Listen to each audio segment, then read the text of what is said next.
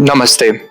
आज से रउआ आ हमनी एक ऑनलाइन कोर्स के यात्रा पे जा रहल बानी, जहाँ रउआ आ हमनी ऐसे ही काम काज करके, ऐसे ही बातचीत करके हमनी 11-12 गो यूनिट्स तैयार करल बानी। ओकरा में हमनी ऑनलाइन स्पेस से लेके हरासमेंट के बात से लेके एआई के बात साथे बहुत सारा बात कर रहल बानी जा। रउरा हमरा साथे बनल रहब इ यात्रा में। हमनी आज यूनिट 1 शुरू करत बानी। हमनी मानव के उत्पत्ति कुछ लाख बरिस पहिले भइला से लेके हमनी पाषाण युग से शिकार करत, खेती बाड़ी करत, उद्योग आ कंप्यूटर के युग आइल के बाद हमनी एगो अलग अपन संसार बनवले बानी, अपन अपन भौतिक संसार। 21-22वीं सदी में आइला के बाद कंप्यूटर आ इंटरनेट के जब आविष्कार भइल, तब हमनी एगो अलग संसार बनौनी जा। ओकरा के कहल जाला डिजिटल संसार। इ डिजिटल संसार में हमनी अपना भौतिक जीवन जैसने बातचीत, हमनी के विचार के लेन देन, हमनी के सीखे के क्षमता में बढ़ोतरी, इ सब हमनी यही संसार में कर सकनी जा। इ संसार में हमनी के इ सब अधिकार मिलल। इ अधिकार पाके हमनी इ संसार के नागरिक भइनी जा। हमनी के अभी के तकनीक प्रेमी पीढ़ी अथवा तकनीक प्रेमी प्रयोगकर्ता के कहले जाला डिजिटल सिटीजन। इ डिजिटल सिटीजन ऑनलाइन स्पेस में आपस से ज्ञान बांटे से लेके, आपस में कनेक्ट कर सके से क्षमता से लेके, हमनी के अपन बात भी मजबूत रूप में, मजबूत ढंग से रखे के एगो माध्यम बनल। इ सब अधिकार हमनी मिलल। अधिकार के साथ साथ हमनी के नागरिक भइला के फर्ज भी निभावे के पड़ी। डिजिटल स्पेस में अथवा डिजिटल नागरिक भइला के बाद हमनी के याद रखे के वाला कुछ फर्ज का बा तो एक, एकदम समझदारी से प्रयोग करी। अगर रउरा एकर प्रयोग करत बानी त इ रउरा के कितना समय खात बा, रउरा एकरा में का कर रहल बानी, रउरा समझदारी वाला काम करत बानी कि गलत काम कर रहल बानी, इ सब बात जानल एकर पालन करल जरूरी बा।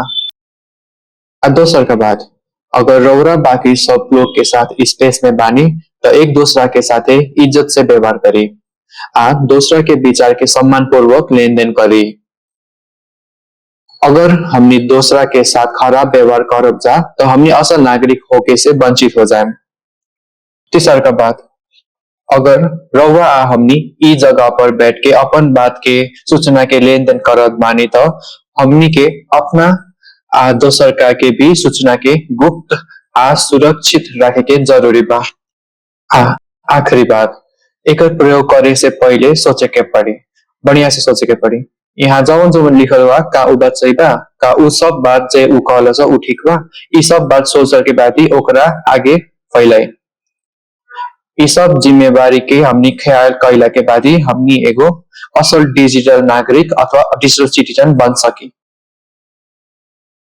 रउरा जब कौनो भी जगह पे बानी तो रउरा के काम, रउरा के बोली एक किस्म के प्रभाव या छाप छोड़ेला, ओकरा से दोसर पर असर पड़ेला। ऐसे ही डिजिटल स्पेस में भी रउरा कैल हर काम के छाप बन जाला, ओकरा के कहल जाला डिजिटल फुटप्रिंट। रउआ का पोस्ट करत बानी, रउआ का शेयर करत बानी, रउआ केवन बात पे कमेंट करत बानी, रउआ केवन ऐप डाउनलोड करत बानी, उ सब बात वहां रिकॉर्ड हो जाए, ओकरा के डिजिटल फुटप्रिंट कहल जाला। रउआ कैल हर गतिविधि के वहां जाके रिकॉर्ड होत वक्त रउरा के ध्यान देवे वाला बात का बाकी, रउरा कुछ डालनी तो का इ बात सबके जनावले जरूरी बा अथवा जनावले पड़ेला, इ बात याद रखल जरूरी बा। इ डालल बात सम्मानजनक बा, का एकरा से दूसरा की आपत्ति हो सकेला, इ बात भी जानल जरूरी बा। हमर डालल बात यदि दूसरा के असर करेला तो इ हमरा के कौन कौन मुश्किल लेके आवेला, इ बात भी समझे के जरूरी बा। डिजिटल रिकॉर्डिंग रउरा के मदद भी करेला, इ बढ़िया बात भी है, बाकी कबो कबो इ रउरा के नुकसान भी पहुंचा सके। यही से हमने डिजिटल प्लेटफॉर्म पर जे करी लीजा वो हमनी के सोच विचार से करे के पड़ी। अब डिजिटल प्लेटफॉर्म पे कइल जाए वाला अच्छा व्यवहार आ खराब व्यवहार ह अथवा अच्छा काम या खराब काम का ह त एकरा में कुछ सिद्धांत याद रखल जरूरी बा। अच्छा काम में हमनी के डालल बात हमेशा सम्मानजनक आदरपूर्ण होके के चाहे, दूसरा के सम्मान करे के चाहे। एकरा से हमनी के डिजिटल स्पेस में कई काम गैर कानूनी ना होके के चाहे। दूसरा पे कैसन असर पड़ी हमेशा सोच के ही डाले के चाहे। आ खराब व्यवहार में दूसरा के हानि पहुंचावल, दूसरा के चोट पहुंचावल, गैर कानूनी काम करल, यहाँ डिजिटल स्पेस में भइल अलग अलग नियम के उल्लंघन करल, ऐसन बात के खराब आदत अथवा खराब काम मानल जाला। ई करत बेर हमनी खुद के भी असर कर रहल होकिला, दूसरा के भी असर कर रहल होकिला आ हमनी कानूनी पचड़ा में भी पड़ सकत बानी जा। ऐसे डिजिटल नागरिक अपना हर काम के एगो छाप रिकॉर्ड फुटप्रिंट छोड़ले होकेला आ उहे छाप हमनी के डिजिटल स्पेस में होके वाला वर्तमान आ भविष्य के तय करेला।